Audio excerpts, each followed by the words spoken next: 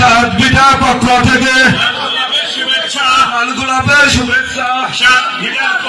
ওই মাঠটা আছে, ওই 52 কোনো মাঠটা আছে, ওই সাতবিটা এলাকা কোনো মাঠটা আছে, ওই কুলফিয়া মার্কা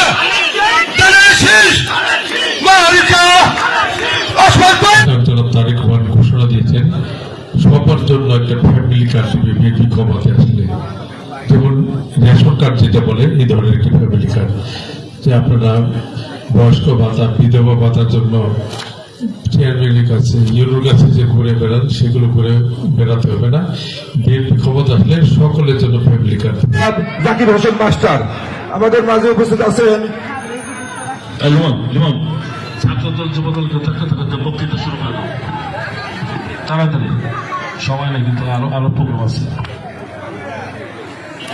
যিনি অসুস্থ হয়ে যায় বাংলাদেশ, সেরে উঠুক বাংলাদেশ, সেরে উঠুক আমার মা দেশনেত্রী বেগম খালেদা জিয়া।